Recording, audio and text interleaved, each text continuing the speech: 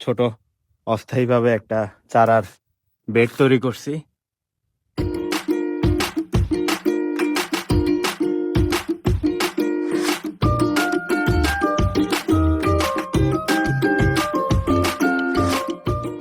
আসসালামু আলাইকুম, সবাই কেমন আছেন? আশা করছি ভালো আছেন।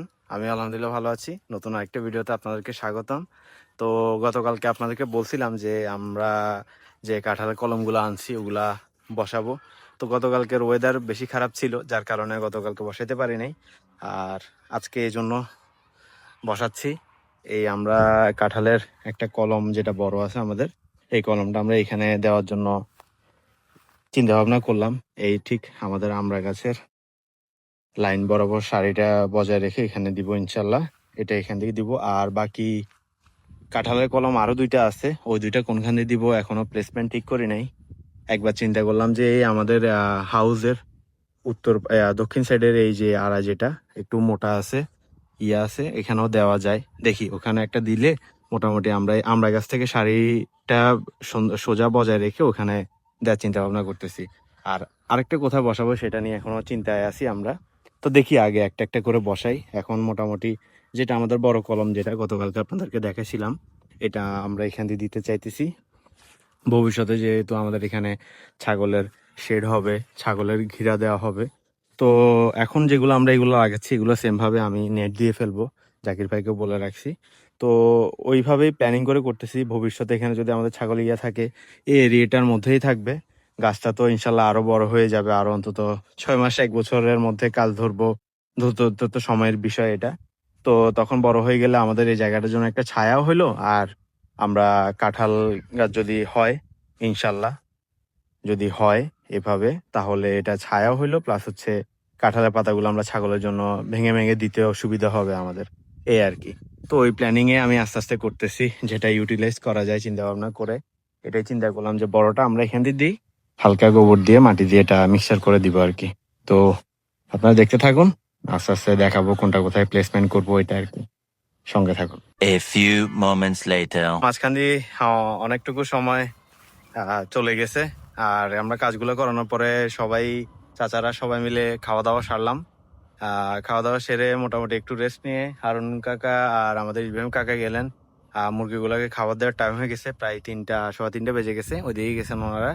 আর আমি এখানে আসছি আপনাদেরকে যে আমরা কাঁঠাল গাছগুলা লাগাইছি, যে মানে কাঁঠালের কলম যেগুলো লাগাইছি ওইটা দেখানোর জন্য। তো আমাদের মোটামুটি অনেকটুকু উঁচা করে দেওয়া লাগছে বা দিছি, যাতে, কারণ হচ্ছে কাঁঠাল গাছ কোনোভাবেই মানে পানি সহ্য করতে পারে না, এটা হবে না। তো এই কলমটা যাতে মানে যেহেতু একদম পারফেক্টলি হয়েছে, শিকড়ও অনেক হয়েছে, আপনাদেরকে দেখাইছিলাম, তো এই জন্য এটার প্রতি একটু আশাবাদী আছি।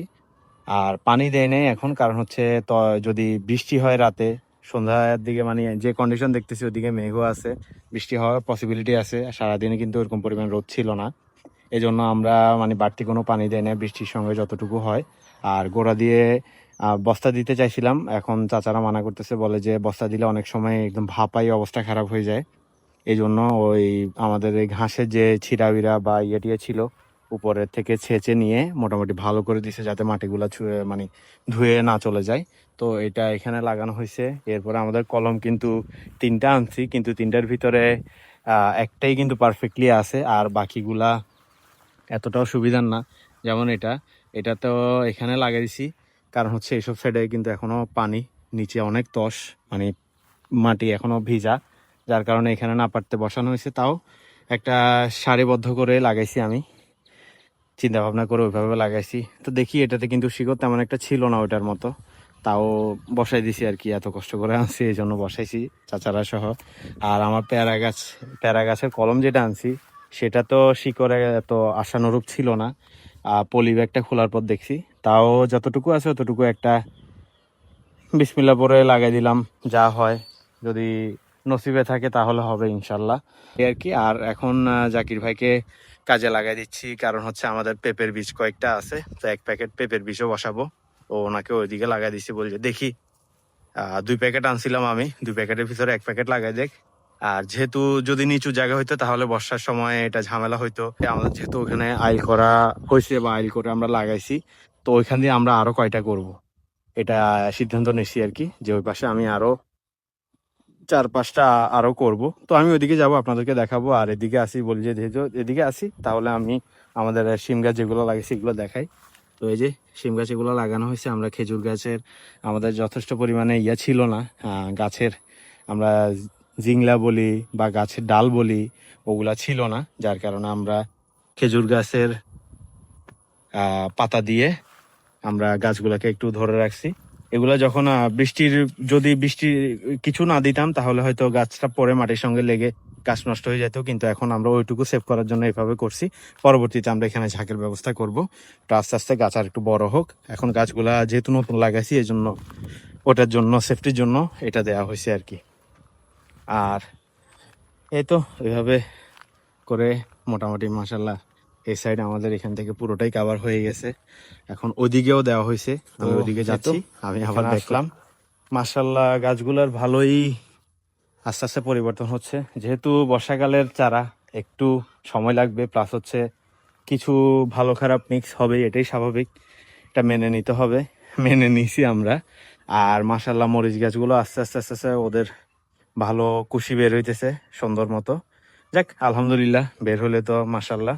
আর যেগুলার অবস্থা বেশি খারাপ ওগুলার গোড়া দিয়ে সামান্য সামান্য করে কিছু পচা গোবর, মানে যেগুলো আগের পুরানো গোবর, ওগুলা কিছু কিছু দেওয়া হয়েছে যাতে গাছগুলার একটু চেহারা পরিবর্তন হয়। কারণ এই যে দেখেন মাটি কোথায়, আর এই যে ঘাসের কারণে কোথায় উঠে আছে দেখতে পাচ্ছেন আপনারা, মাটিটা অনেক নিচে কিন্তু এই ঘাসের কারণে অনেক উঁচু হয়ে আছে। তো এবড়ো থেবড়ো এই জন্যই দেখা যাচ্ছে। আর আমরা এদিক দিয়ে করব, আরো কয়েকটা আইল করব বা কান্দি করব আমরা। এই তো এদিকে আমরা ওই ওপাশে সিম যেভাবে লাগাইছি দেশি সিম গুলা এইভাবে এখানেও লাগানো হয়েছে। এই যে এই যে এই যে আর হ্যাঁ, এটা আমরা তেরপাল দিয়ে আমরা একটা ছোট অস্থায়ীভাবে একটা চারার বেড তৈরি করছি।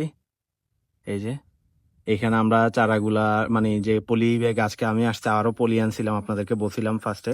তো ওই পলিগুলাতে আবার নতুন করে আমরা দেশি সিমের বীজ যা ছিল, মানে আমি দুই দুই দুই প্যাকেট আনছিলাম, ওগুলা থেকে মোটামুটি দেওয়ার পরে আরো কিছু ছিল, ওগুলা আজকে সবগুলা বসানো হয়ে গেছে। তো বসানোর পরে চাচারা এনে আবার এখানে দিয়ে দিয়েছেন। তো যাক, যেটাই করি আপনাদেরকে দেখানোর চেষ্টা করব। যতক্ষণ পর্যন্ত আমি আসি নোয়াখালীতে আমার খামারে, ততক্ষণ পর্যন্ত আপনারা ইনশাল্লাহ আপডেট পাবেন, কি করতেছি না করতেছি সবই দেখবেন। তো আজকের জন্য এতটুকুই ভিডিওটা, আর বেশি লেন্দি করব না। একটু একটু করে পুরোটুকু দেখানোর চেষ্টা করছি, মানে পুরোটুকু বলতে যতটুকু করছি বা যতটুকু নতুন করে বিল্ড আপ হচ্ছে অতটুকু দেখানোর চেষ্টা করছি, এই আর কি। আপনার সঙ্গে পরবর্তী আরেকটা ভিডিওতে দেখা হবে। ততক্ষণ পর্যন্ত সবাই ভালো থাকবেন, সুস্থ থাকবেন, আমার জন্য দোয়া করবেন। আর আমার স্টাফদের যে পরিমাণ শ্রম দিচ্ছি আমরা একসঙ্গে একসঙ্গে ডিসকাস করে নিজেরা যুক্তি পরামর্শ করে যতটুকু দিচ্ছি অতটুকু যাতে ভালো একটা কিছু আমরা দেখতে পাই, ওটার জন্য দোয়া করবেন আপনারা। আসসালামু আলাইকুম।